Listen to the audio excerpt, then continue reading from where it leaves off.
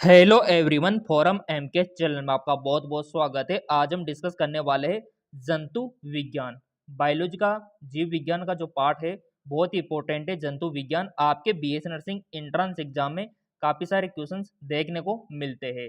तो चलिए practice question यहाँ पर शुरू करते हैं।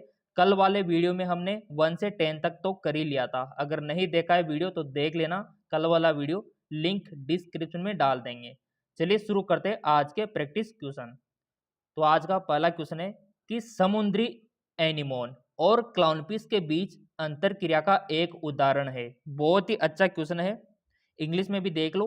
द इंटरेक्शन बिटवीन से anemone and Clownfish is example.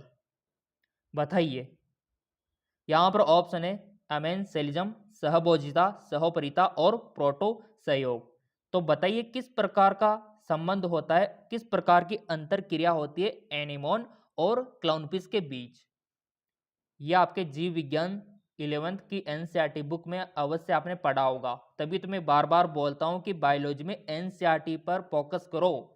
NEET में भी वही सिलेबस रहता है और आपके बीएस नर्सिंग में भी एनसीईआरटी से ही क्वेश्चन बनते हैं। ठीक है, तो यहां पर इसका आंसर देने का प्रयत्न करो। आप कोई भी वन ऑप्शन यहां पर सेलेक्ट करो ईमानदारी से, ताकि साथ में आपका टेस्ट भी हो जाए और प्रैक्टिस क्वेश्चन भी एक ही टाइम पे हो जाए। इससे आपका भी टाइम बचेगा। बताइए। आई होप आपने वन ऑप्शन यहां पर सिलेक्ट कर लिया होगा अपने मन में।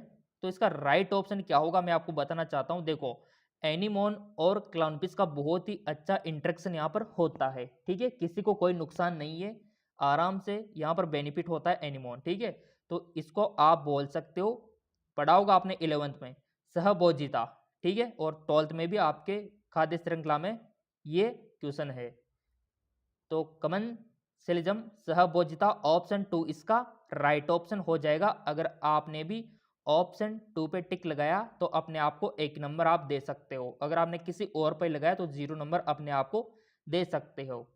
तो यहाँ पर सहभोजिता इसका राइट ऑप्शन हो जाएगा। तो इसके लिए हम एक जो टेबल है वो आपको पता होना चाहिए, ताकि इसका आंसर आप दे सको। कोई भी क्वेश्चन आ गया इस तरह का ताकि आप आंसर दे सको, तो वो टेबल में आपको दिखा देता हूँ। जैसा कि आप यहां पर देख पा रहे होंगे, अंतर क्रिया एक होता है सहोपकारिता। ठीक है, इसमें एक जाति को तो क्या होता है फायदा, दोनों को फायदा हो रहा है। यहाँ पर प्लस प्लस का क्या मतलब है फायदा। ठीक है, इधर देख लो आप। जीरो का मतलब है कोई प्रभाव नहीं, प्लस का मतलब है सकारात्मक प्रभाव और नेगेटिव का मतलब नकारात्मक प्रभाव। तो यहाँ पर जहां पर सहोपकारिता आ जाती है तो दोनों जाति को फायदा होता है। ठीक है, अब सहभोजिता, एक को फायदा हो रहा है, दूसरे पर कोई प्रभाव नहीं पड़ रहा है। ठीक है, ये होता है। अब एक होता है परजीविता। तो ऐसे में ए के लिए लाभकारी तो होगा, ठीक है, तथा बी के लिए हानिकारक होगा। जैसे आपने पढ़ा होगा आपके खुद पे, एक होता है जो लीक होती है, जो जुएं होती है, वो भी एक प्रकार से परजीवी का उदाहरण है, क्योंकि उसको तो फायदा हो रहा है बट हमको तो नुकसान हो रहा है ना। तो इसी प्रकार बहुत सारी ऐसी चीजें होती है जिसमें एक को तो फायदा होता है बट दूसरे को नुकसान होता है, उसको परजीविता बोल देते हैं।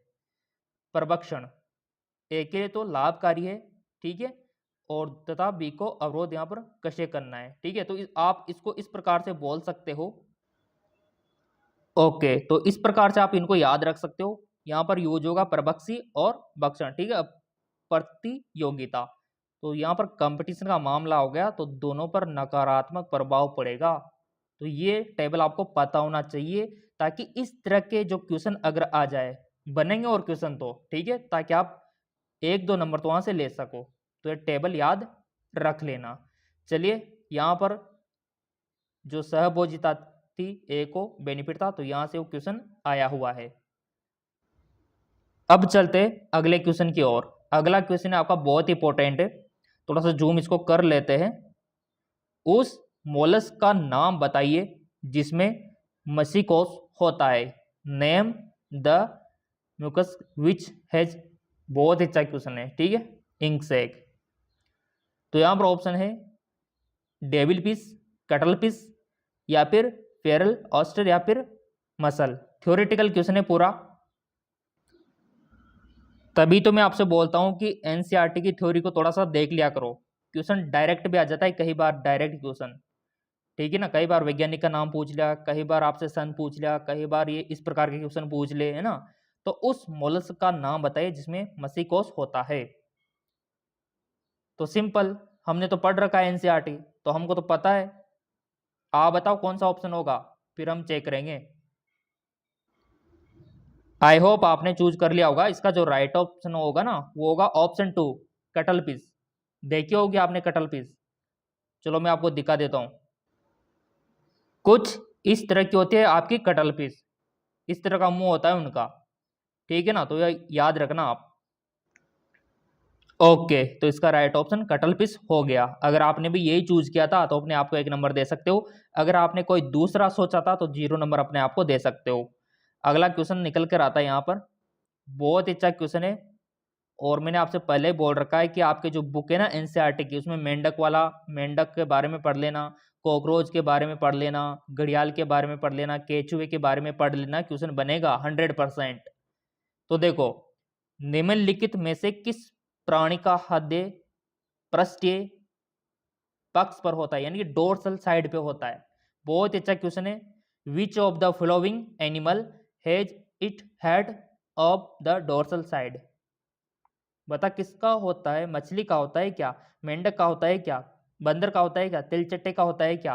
अगर आपने पढ़ा होगा मछली के बारे में, मेंढक के बारे में, तिलचट्टे के बारे में, तो आसानी से आप इसको कर सकोगे, क्योंकि मैंने तो पहले ही बोल रखा है एनसीईआरटी के बारे में। तो यहां पर मेंढक की संरचना मैंने आपको कल ही दिखाई थी। तो इसका राइट ऑप्शन बताइए क्या होगा। आई होप आपने 1 ऑप्शन चूज कर लिया होगा। इसका जो राइट ऑप्शन हो जाएगा वो हो जाएगा कॉकरोच। ठीक है ना, तिल चट्टा हो जाएगा। इसका जो हेड है वो डोर्सल साइड पे होता है। और ये ऑप्शन इसीलिए टिक लगाया क्योंकि हमको तो पता था उसकी स्ट्रक्चर, संरचना। चलो मैं आपको दिखा देता हूं कि किस प्रकार की संरचना होती है। बेकाउ जी, यहाँ पर मछली का जो हेड है वो अंदर होता है, आपने देखा होगा। बंदर का भी अंदर ही होता है, अपने यहाँ होता है ना सीने पे, उनका भी इसी तरीके से होता है हद। और मेंढक का भी सेम वही कंडीशन होती है जो इंसान में होता है, कुछ उसी तरीके से एडजस्ट किया होता है। बट तिल चट्टे में जो हेड है वो डोर्सल साइड पे होता है, पृष्ठीय पक्ष पर होता है। इसीलिए इसका आंसर यहाँ पर तिल चट्टा हुआ। बाकी ये 3 ऑप्शन यहाँ पर नहीं आए। तो ऐसी क्वेश्चन आपको सोल्व करना होता है। सो मैं आपसे यही कहूंगा, तिल चट्टे का, कॉकरोच का, बाण का जो यहाँ पर स्ट्रक्चर है, बाहर का जो स्ट्रक्चर आप बोलते, बाह्य स्ट्रक्चर आप बोलते हो, ये आपको पता होना चाहिए। ये देखो, ये हृदय इसका अंदर वाला, तो ये पूरा डोर्सल सतह पर रहने वाला है। कॉकरोच का ये डोर्सल सतह पर है हृदय। ये अंदर की संरचना है कॉकरोच की, और ये है मछली की संरचना। तो मछली में भी देख लो, अंदर ही रहता है, डोर्सल पर नहीं होता है। तभी मैं आपसे बार बार बोलता हूं कि डायग्राम बहुत इंपॉर्टेंट है। अगर बायोलॉजी में आपने डायग्राम भी याद रख लिया तो आपका काम बन गया समझो। ठीक है, तो ये डोर्सल पे आप देख सकते हो। क्लियर? ओके, तो इसका राइट ऑप्शन 4 हो जाएगा, तिलचट्टा। अगर आपने भी यही टिक लगाया था पहले तो अपने आप को 1 नंबर दे सकते हो आप, अदरवाइज 0। और आपके मुकेश सर तो देखो, इतना अच्छा आपको समझाएंगे, सीधा दिमाग में घुसेगा, सीधा ब्रेन में आपके जाएगा। ठीक है, तो देखो आपके मुकेश सर ने डिसीजन लिया है, निर्णय लिया है कि जो आर्थिक रूप से कमजोर स्टूडेंट है उनको भी फ्री में पढ़ाया जाए ताकि उनका सिलेक्शन हो सके। और एमकेएस एकेडमी ऐप पर भी फ्री पढ़ाएंगे, फ्री लाइव क्लास लेंगे आपकी। सिंपल सी बात है। देखो, पढ़ाई का कोई मोल नहीं होता। ठीक है, बिल्कुल निःशुल्क तैयारी हम करवाएंगे। तो यहां पर आ जाइए, अगला क्वेश्चन है, श्लेष्मा ग्रीवा कोशिकाएं, मुख्य कोशिकाएं और अमलजन कोशिकाएं, ये किसके इससे है स्टूडेंट बताओ। म्यूकिस नेक सेल, चैप सेल यानी कि मुख्य सेल, ठीक है, एंड ऑक्जेंटिक सेल, ये किसके कंपाउंड है। ग्रंथियां तो आपने पढ़ी होगी ना, मैंने आपको पढ़ाया भी था ग्रंथियों के बारे में, कि इंसान में जितनी भी ग्रंथियां हैं ऊपर से लेकर नीचे तक की पूरी आपको पता होना चाहिए। पीयूष ग्रंथि, गाइड आपने सुना हो, थायराइड ग्रंथि, ठीक है, थाइमस ग्रंथि, अग्नाशय ग्रंथि, और वर्षण हो गया। ठीक है, तो ये सारी चीजें आपको पता होना चाहिए। अग्नाशय, यकृत, सब ये ग्रंथियां रहने वाली है। और आपके लिए तो मैं स्पेशल वीडियो भी बना दूंगा जितनी भी ग्रंथियां हैं ना उसके ऊपर। तो यहाँ पर देखो ऑप्शन है gastric gland, intestine gland, pancreas यानी कि अग्नाशय, यकृत कोशिकाएं। तो हमको तो पता है क्योंकि एनसीईआरटी की जो बुक है वहाँ पर पूरा इसका डायग्राम दे रखा है, तो वो डायग्राम हमें पता है, इसीलिए इसका आंसर हमें पता है। आप बताओ इसका राइट ऑप्शन पहले क्या होगा। बिल्कुल आपने सिलेक्ट कर लिया होगा। इसका जो राइट ऑप्शन होगा ना, देखो श्लेष्मा कोशिकाएं, मुख्य कोशिकाएं और अम्लजन कोशिकाएं जठर ग्रंथियां गैस्ट्रिक ग्लैंड के हिस्से है, ये इसके ही पार्ट है। चलो मैं आपको डायग्राम दिखा देता हूं इसका। ये जो डायग्राम है आपकी एनसीईआरटी की बुक में भी दे रखा है, ठीक है, और यहाँ पर पाई जाती है। और मैं आपसे यही कहना चाहूंगा, ये भी पता रखना है कि ये किसका सिग्रेशन करती है। कमेंट में बता सकते हो किसका सिग्रेशन करती है गैस्ट्रिक ग्लैंड। ये देखो आप, इस प्रकार की संरचना आपको 11th की एनसीईआरटी बुक में देखने को मिल जाएगी, गैस्ट्रिक ग्लैंड। क्लियर? आपका क्लियर हो गया होगा। अगर आपने भी यहां पर यही ऑप्शन चूज किया था, पहला वाला ऑप्शन फर्स्ट, तो अपने आप को 1 नंबर दे सकते हो, अदरवाइज ईमानदारी से 0 नंबर आप दे सकते हो। अगला क्वेश्चन निकल के आता है, बहुत ही अच्छा क्वेश्चन है, हड्डियों से रिलेटेड क्वेश्चन है, कंकाल तंत्र से रिलेटेड क्वेश्चन है। स्लिप डिस्क लोगों में एक बहुत ही आम समस्या है, इसका क्या मतलब है? Slip disc is very common problem in people, what does it mean? So इसके ऑप्शन है जानुप्लग का विस्थापन यानी कि होता है ना डिप्लेसमेंट ऑफ द कनी कैप, ब्रेक इन वर्टिब्रा, या फिर कशेरुका की डिस्क के आंतरिक हिस्सों का उभर जाना, inner portion of the disc vertebra portion, ठीक है, या फिर सॉकेट से पाद हड्डी के सिरे का फिसल जाना, slipping of the head of limb bone from socket. ये चारों ऑप्शन आपके सामने हाजिर है, क्वेश्चन आपके सामने हाजिर है, तुरंत इसका आंसर बताओ आप। स्लिप डिस्क लोगों में, स्लिप डिस्क जानते हो ना, बहुत सारे को हो जाती है प्रॉब्लम, जो अधिकतर बैठे रहते हैं कंप्यूटर पे पूरे दिन भर काम करते हैं, उनको हो जाती है स्लिप डिस्क की प्रॉब्लम। तो बताओ इसका राइट ऑप्शन चूज करो आप कोई सा भी। सो देखिए स्टूडेंट, हमने तो कंकाल तंत्र पढ़ रखा है, ठीक है, इस वजह से हमको तो पता है कि अपने पीठ पर बैग में इस प्रकार आपको पता है कि कशेरुक होते हैं, ठीक है, तो कशेरुकों की डिस्क की आंतरिक हिस्से का उभर आना, जो आंतरिक हिस्से है वो उभर जाते हैं। चलो मैं आपको दिखा देता हूँ डायग्राम। उससे पहले तो इसका राइट ऑप्शन आपको पता लग ही गया होगा। अगर आपने ऑप्शन 3 पे टिक लगाया ना, तो अपने आप को 1 नंबर दे लो, क्योंकि कशेरुकी की डिस्क के आंतरिक हिस्सों का उभरने के कारण ये स्लिप डिस्क की प्रॉब्लम हो जाती है। अब आप बोलेंगे सर कैसे होता है ये, थोड़ा सा समझा दो, तो चलिए मैं आपको एक्सप्लेन कर देता हूँ।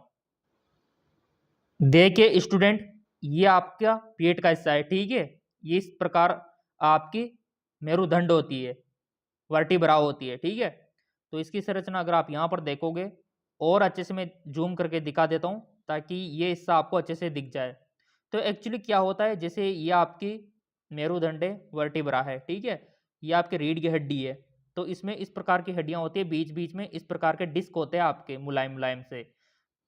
तो इस डिस्क में क्या होता है, सूजन हो जाती है, ठीक है, तो इस वजह से यहाँ पर सूजन हो जाती है, तो यहाँ पर खिंचाव उत्पन्न होता है। और ये आप देख रहे हो ना, ये वाला हिस्सा, इसमें हमारा नर्वस सिस्टम आ रहा होता है, दिमाग से पैरों तक जाता है सप्लाई, ठीक है, इसके अंदर अंदर। अब मान लो जैसे इसमें सूजन हो गई, तो ये जो अंदर से नर्व आ रही है इस पर प्रेशर डलेगा, और नीचे का जो पूरा पक्सन है उसका लॉस हो जाएगा, यानी कि पैरों में जो जा रही है ना, फिर पैर काम करना ही बंद कर देंगे। तभी आपने देखा होगा काफी बार यहाँ पर काफी ज्यादा इंजरी हो जाती है, चोट लग जाती है, तो पैरालिसिस हो जाता है, ठीक है, ये इस वजह से ही होता है। क्यों होता है? क्योंकि यहाँ पर नर्वस सिस्टम जो हमारी तंत्रिका है वो यहाँ पर दब चुकी है। ऐसे में ये बहुत ही खतरनाक सिचुएशन है। थोड़ा और मैं समझा देता हूँ डायग्राम से, जैसा कि आप यहाँ पर देख पा रहे होंगे। इस प्रकार हमारे शरीर में तंत्रिकाएं फैली रहती है, ठीक है, ये दिमाग से निकल कर आ रही है ये ब्लू कलर वाली, ठीक है।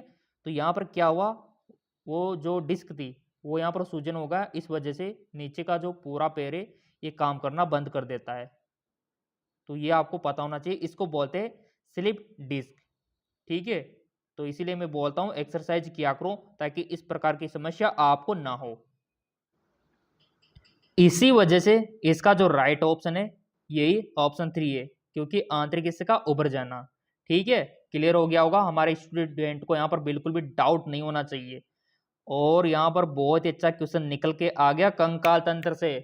ठीक है, तो यहाँ पर निम्नलिखित में से पलवन पसलियां कौन सी है? देखो एग्जाम में भी ऐसी बहुत सारी टर्म आ सकती है जो आपको समझ में ना आए, तो आप इंग्लिश का सहारा ले लेना वहां पे, क्योंकि एग्जाम आपका इंग्लिश और हिंदी दोनों लैंग्वेज में कंडक्ट होता है। तो यहाँ पर अगर आपको पलवन मान समझ में नहीं आया तो फ्लोटिंग रिब्स ये बोल रहा है। ठीक है, तो क्वेश्चन है which among the following are floating ribs? कंकाल तंत्र आपने पढ़ा होगा, और मैं ये कहना चाहूंगा वो डायग्राम आपको पता होना चाहिए। पहले तो आप ईमानदारी से इसका राइट ऑप्शन देने की कोशिश करो, क्योंकि आपने 11th में पढ़ ही लिया होगा कंकाल तंत्र। कंकाल तंत्र से क्वेश्चन बनते हैं आपके, कोई भी एंट्रेंस एग्जाम दो, चाहे आप एम्स का दो एंट्रेंस एग्जाम, क्वेश्चन बनता है। चाहे आप नीट का दो, ठीक है, चाहे आप RUHS का दो, चाहे आप PNST का दो, किसी का भी एग्जाम दो आप, BS नर्सिंग एंट्रेंस एग्जाम का, किसी भी राज्य में क्वेश्चन बनते हैं यहाँ से। तो यहाँ पर ऑप्शन है लास्ट 2 पेयर, लास्ट 4 पेयर यानी कि अंतिम 4 जोड़ियाँ, या फिर प्रथम 2 जोड़ियाँ, या फिर प्रथम 4 जोड़ियाँ। डायग्राम पता होना चाहिए बस आपको, कंकाल तंत्र वाला, रिब्स वाला। जिसको पता है वो स्टूडेंट इसको 100% सही करेगा, जिसको डायग्राम पता है। देखो हमको तो पता है, तो हम तो सही करेंगे।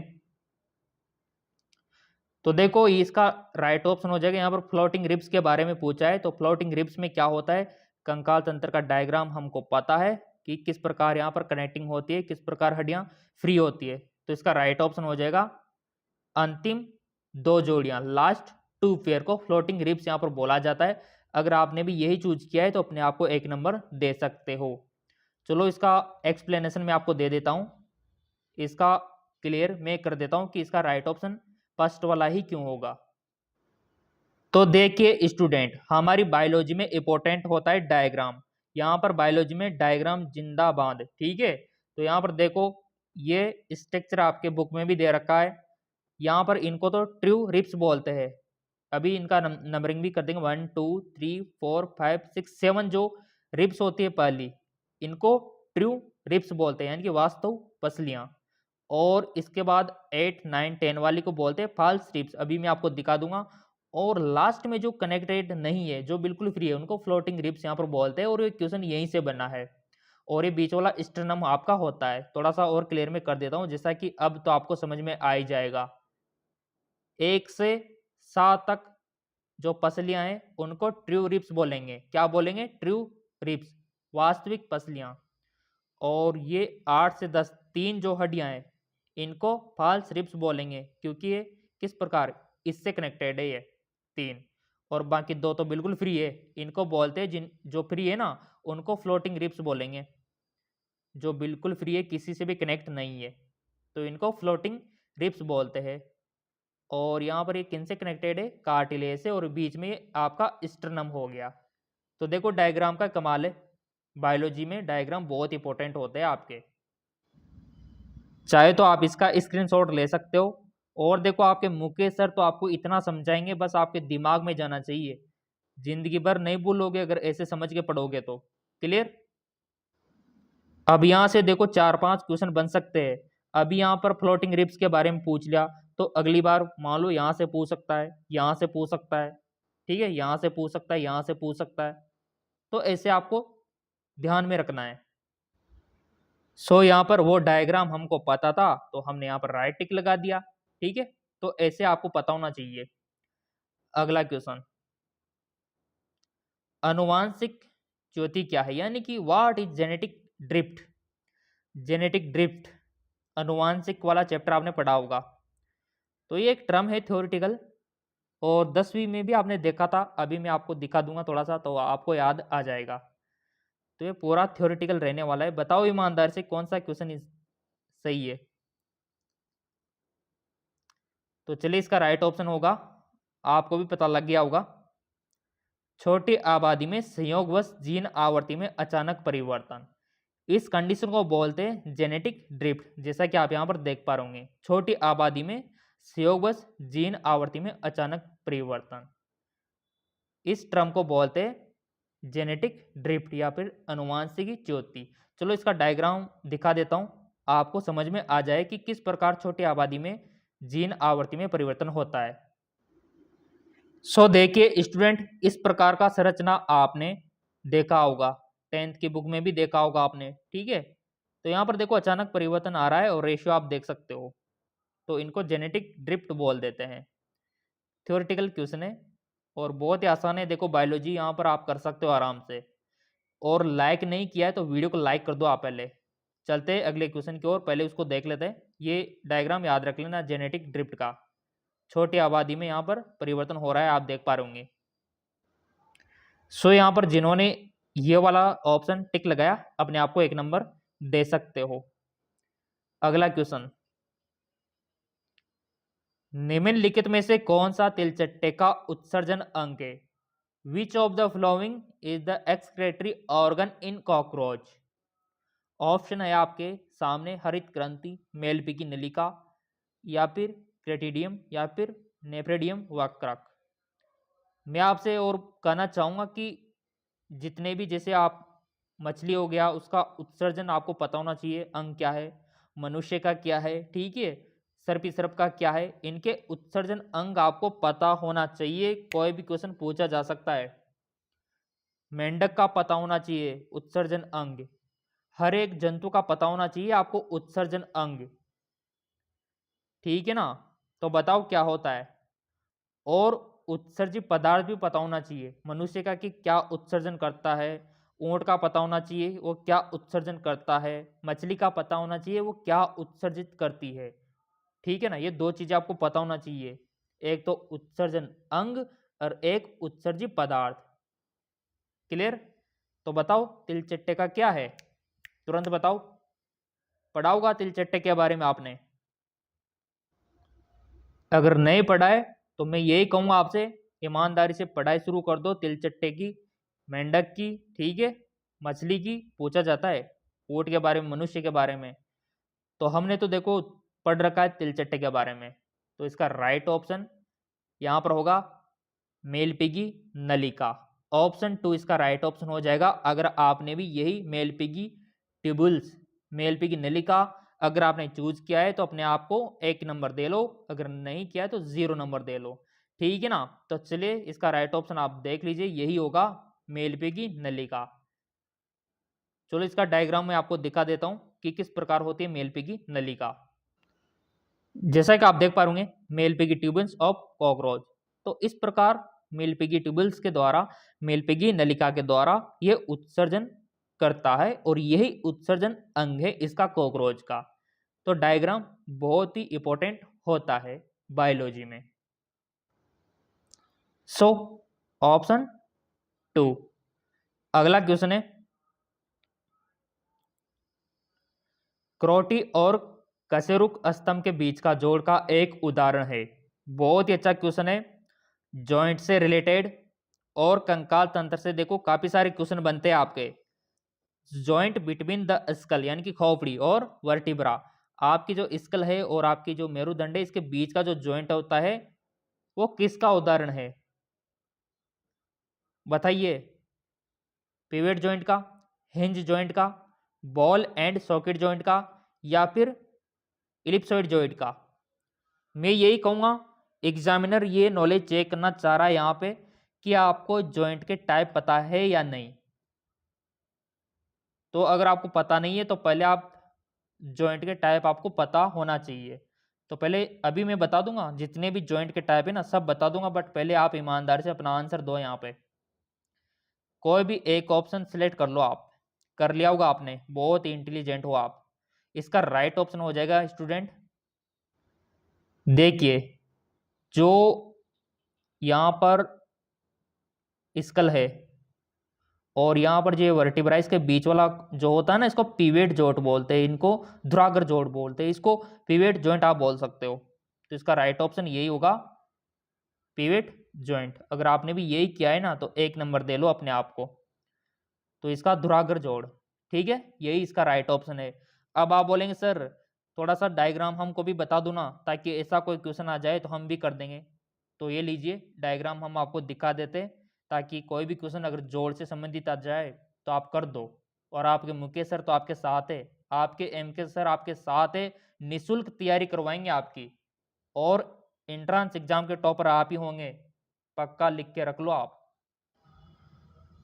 आप केवल ये डायग्राम याद रख लो, देख लो खुद आप। ये खोपड़ी है, स्कल है, और ये क्या है, वर्टिब्रा नीचे आ रही है, ठीक है। इसके बीच का जो जॉइंट है इसको पिवेट जॉइंट बोलते हैं, ठीक है।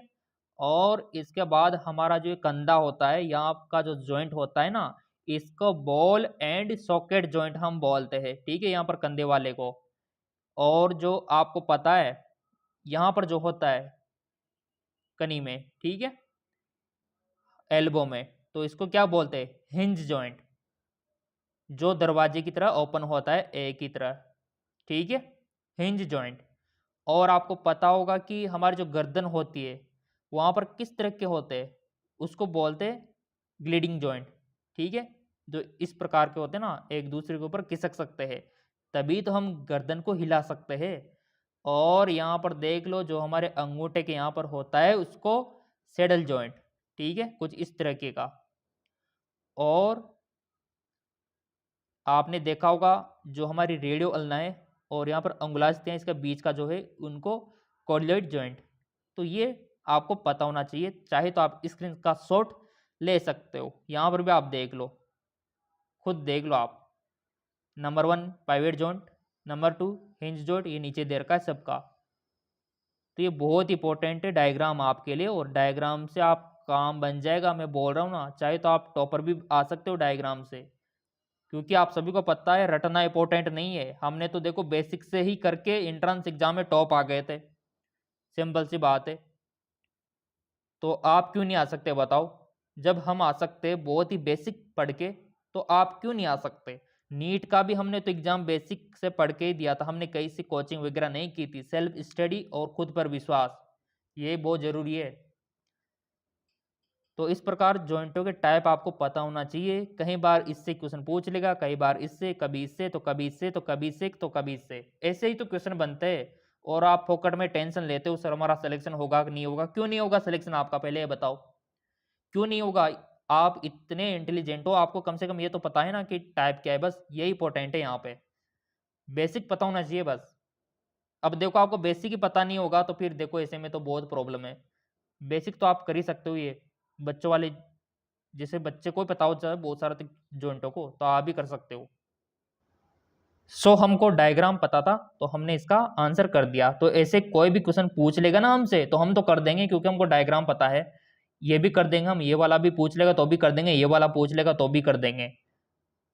तो ऐसे कोई टेंशन वाली बात ही नहीं है, कोई भी एंट्रेंस एग्जाम ले लो हमारा, तो इस तरीके से आपका तैयारी होना चाहिए। देखो कोई भी क्वेश्चन पूछ ले, कोई दिक्कत ही ना हो आपको। निम्नलिखित में से किस अंग को आरबीसी के कब्रिस्तान के रूप में जाना जाता है। अब ये तो सबको आना चाहिए। देखो, which of the following organ is called the graveyard of RBC. बताओ, बच्चों वाला क्वेश्चन है ये तो। आप सबको पता होगा कि हमारी जो रेड ब्लड सेल्स, लाल रक्त कणिका है, इसका एक जीवन काल होता है, कितना होता है पता है आपको। और यहाँ पर मैं आपको बताना चाहूँगा, आरबीसी का जीवन काल पता होना चाहिए, डब्ल्यूबीसी का भी होना चाहिए, और प्लेटलेट्स का भी होना चाहिए, और इनकी अमाउंट भी पता होना चाहिए आपको कि कितनी अमाउंट होती है। हमने तो पढ़ा रखा है सब कुछ, और आपके बुक में भी दे रखा है।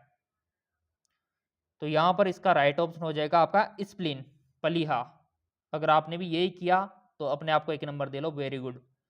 अगर किसी ने किसी और पर टिक लगाया तो 0 नंबर दे लो। अगर आपने स्प्लीन किया है, पलीहा पे किया है, तो राइट ऑप्शन है, क्योंकि आरबीसी का कब्रिस्तान यही है, जो नष्ट होती है आरबीसी वो यहीं पर होती है। अब एक क्वेश्चन यूं आता है कि ब्लड बैंक से रिलेटेड, उल्टा आता है इसका, तो ऐसे क्वेश्चन आपको पता होना चाहिए। तो राइट ऑप्शन इसका स्प्लीन हो जाएगा।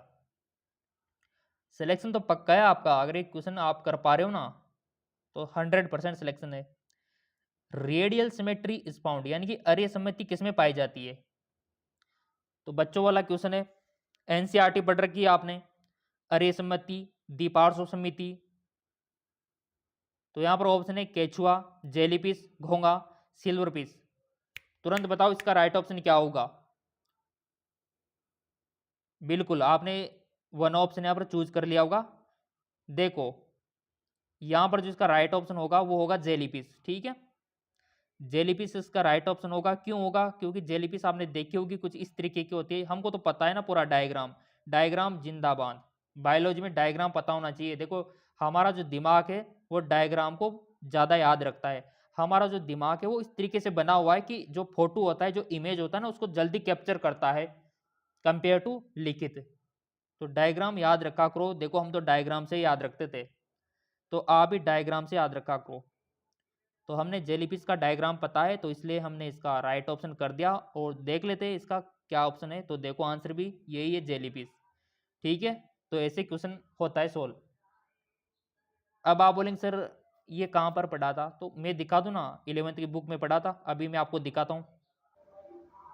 ये रहे आपके बायोलॉजी की बुक, प्राणी जगत वाला चैप्टर, ठीक है। और ये रहा आपका, खुलते आ जाएगा ये समितियां, ये रही आपकी अरीय समिति, और ये रही दूसरी आपकी द्विपार्श्व समिति।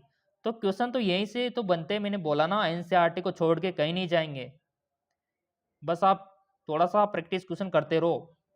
तो यहाँ पर अरे समिति क्या होती है ये पूछने की यहाँ पर जरूरत ही नहीं है, खुद लिखा हुआ है यहाँ पर कि अरे समिति किसको कहते हैं? कि शरीर को दो समरूप भागों में विभाजित करती है। यानी कि जब किसी भी केंद्र ये अक्ष से गुजरने वाली रेखा प्राणी शरीर को दो समरूप भागों में विभाजित कर दिए, उसको अरे समिति बोलते हैं। अब आप बोलेंगे सर द्विपार्श्व, तो एक ही अक्ष से गुजरने वाली रेखा शरीर को दो समरूप भागों में बांट देती है, तो उसको द्विपार्श्व, जैसे ये रहा। और अरिय किसी भी केंद्रीय अक्ष से गुजर जाए, ठीक है। तो बस यहां पर आपका काम बन गया और क्वेश्चन पूछा जाता है यहां से। एग्जाम्पल भी देख लो अरिय समिति के कुछ एग्जाम्पल यहां पर, क्लियर। इसीलिए इसीलिए इसका जो आंसर है वो जेलीफिश यहां पर रहने वाला है। अब आप में से बहुत सारे स्टूडेंट पूछेंगे सर जेलीफिश का फोटो भी दिखा दो, जेलीफिश क्या होती है, हमने कभी देखी नहीं। तो चलिए मुकेश सर आपके तो पूरा डाउट क्लियर करेंगे, जेलीफिश दिखा देता हूं आपको। तो ये लीजिए, ये है जेलीफिश, ठीक है। अब ऐसे कटिंग करो, सेम कवर हो जाएगा, रेशमिति पाई जाती है इसमें, देख लो अब आप। तो मुकेश सर तो आपके साथ है ना, क्यों टेंशन लेते हो आप? जब मुकेश सर आपके साथ है तो एंट्रेंस एग्जाम की टेंशन की छोड़ो बात। तो इस तरीके से आपको पता होना चाहिए डायग्राम, क्लियर। अगर आपने भी पहले इसका ऑप्शन यही चूज किया था तो अपने आप को एक नंबर दे सकते हो। अगला क्वेश्चन है, यहां से तो 101% क्वेश्चन हमेशा बनता है। मेल रिप्रोडक्शन और फीमेल रिप्रोडक्शन से 101% मुकेश सर की गारंटी है, हमेशा क्वेश्चन बनता है यहां से, लिख के रख लो कि सर्जिकल स्टरलाइजेशन इन मेल, यानी कि पुरुष में शल्य नसबंदी को क्या बोलते हैं, क्या नाम दिया जाता है, कुछ होना नहीं है यहाँ पर। अगर मेल की पता है तो फीमेल की भी याद रख लेना साथ में। तो यहाँ पर क्वेश्चन पूछा गया है, ऑप्शन दे रखे, वेसेक्टोमी, ट्यूबेक्टोमी, या फिर हिस्टेक्टोमी, या फिर ऑटोटोमी। बताइए इसका राइट ऑप्शन क्या होगा, तुरंत बताओ आप ईमानदारी से। पुरुष में शल्य नसबंदी को किस नाम से जाना जाता है?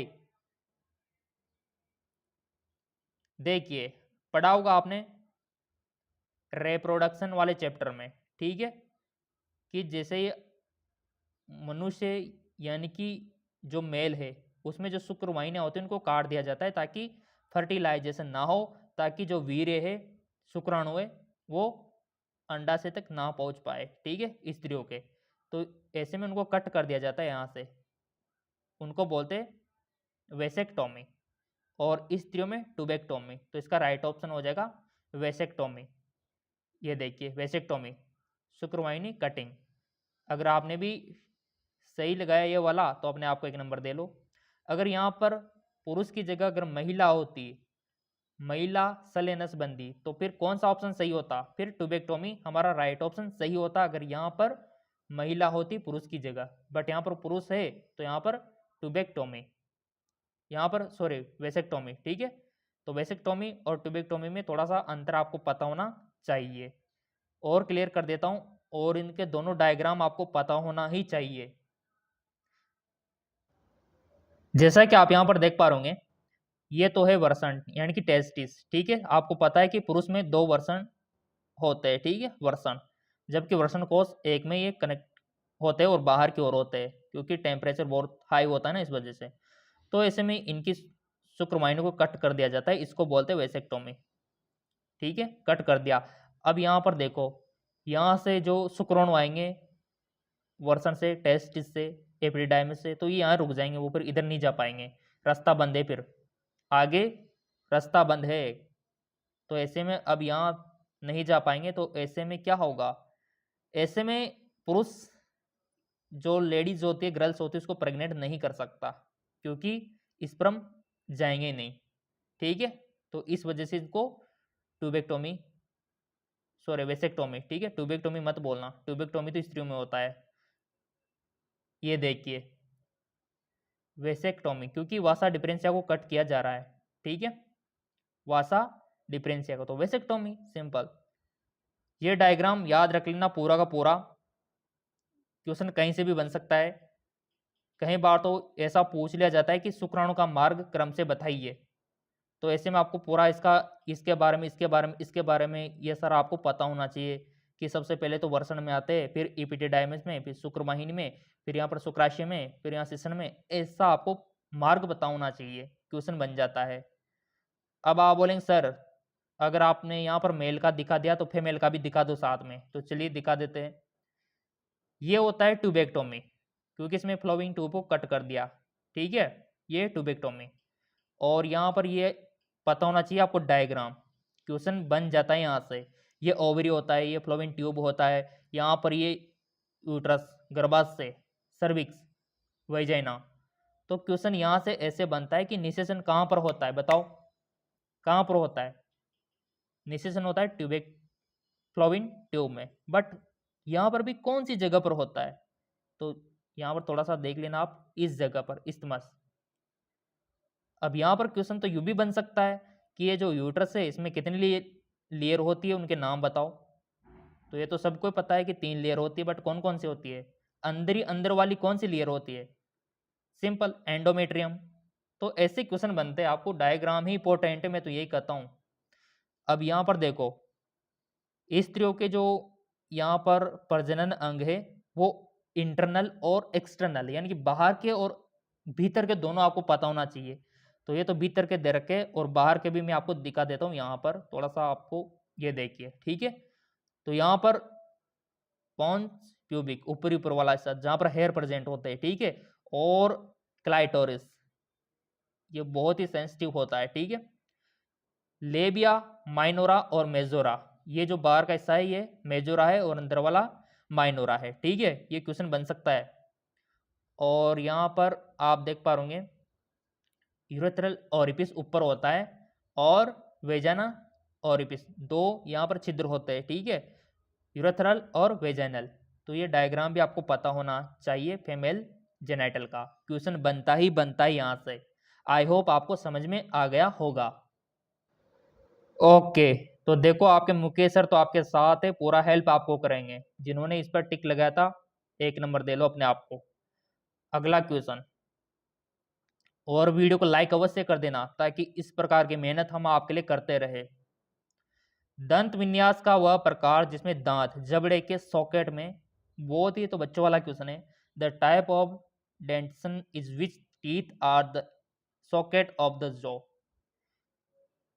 एकोडंट या फिर सिक दंत या फिर ग्रब दंत या फिर थीकोडंट। बताइए क्या होगा, जबड़े के सॉकेट में है।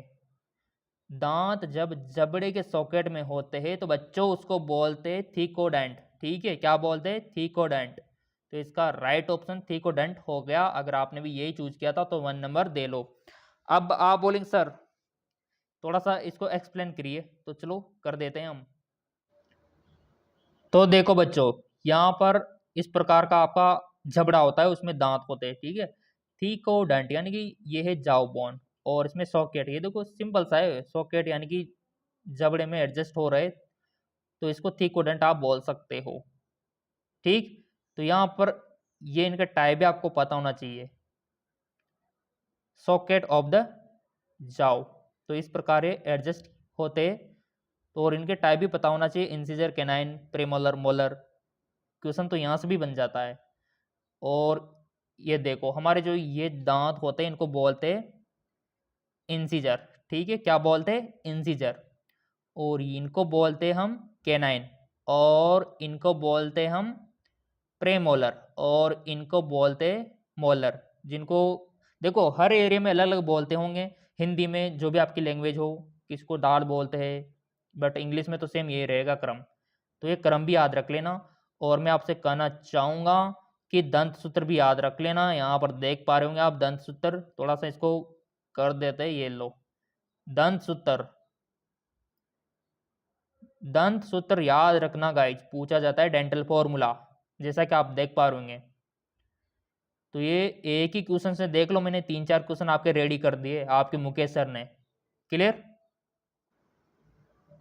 ओके, तो इसीलिए हमारा राइट ऑप्शन थिकोडेंट यहाँ पर हो गया, क्योंकि जबड़े के सॉकेट में दांत है। ठीक है, अगला।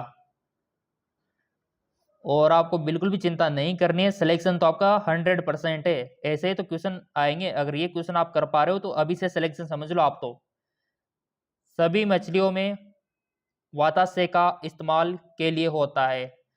Air bladder in the fish in use, सामान्य श्वसन, भंडारण, उत्प्लाव नियंत्रण, या फिर वसा का जमाव। थ्योरेटिकल क्वेश्चन है पूरा, थ्योरेटिकल यानी कि आपने एनसीईआरटी पढ़ी होगी तो आप इसको कर सकते हो। तो देखो एयर ब्लैडर जो होते हैं ना, आल्पिस यूज किसमें करती है? उत्प्लावन नियंत्रण के लिए करती है।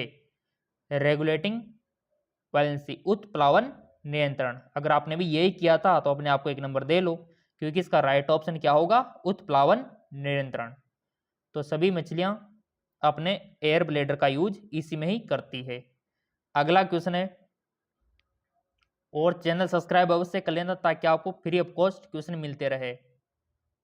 इरिथ्रोब्लास्टोसिस इन कंडीशन, किस कंडीशन में होता है इरिथ्रोब्लास्टोसिस?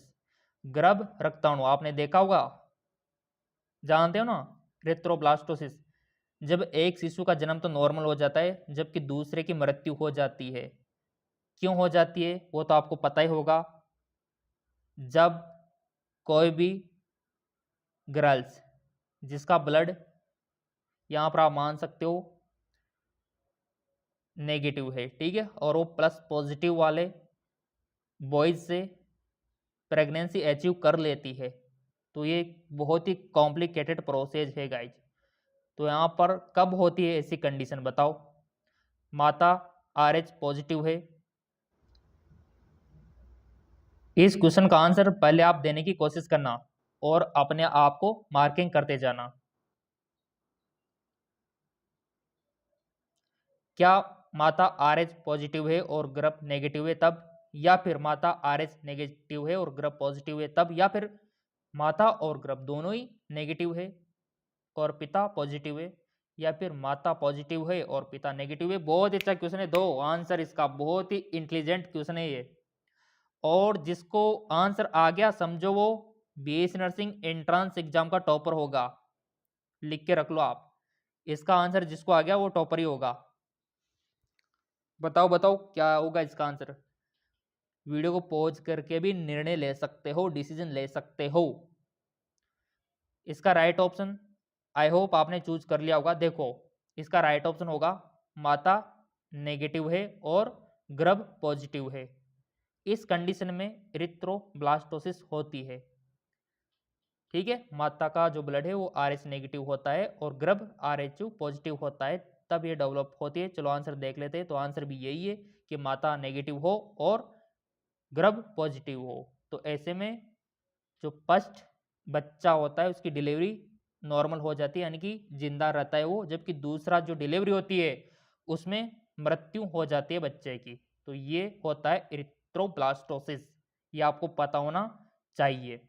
और आपको पता होगा कि आपके मुकेश सर तो बिल्कुल फ्री में तैयारी करवाएंगे एमकेएस एकेडमी पे भी फ्री में तैयारी करवाएंगे। अब यहाँ पर आप ईमानदारी से बताओ कितने क्वेश्चन आपने सही किए। 11 से जो 25 तक हमने क्वेश्चन यहाँ पर किए, तो कितने क्वेश्चन आपने ईमानदारी से सही किए आप बता देना। और ये जो एमकेएस एकेडमी एप्लीकेशन है, चलो यहाँ पर भी आपको फ्री में लाइव क्लासेस में दे देता हूँ, ठीक है, ताकि आपका भी भला हो जाए और आपके माता पिता का भी नाम रोशन हो जाए। एमकेएस एकेडमी बस अब निःशुल्क आपकी तैयारी करवाएगा, तो डाउनलोड कर लेना इसको। डिस्क्रिप्शन में लिंक दिया हुआ है एमकेएस एकेडमी ऐप का।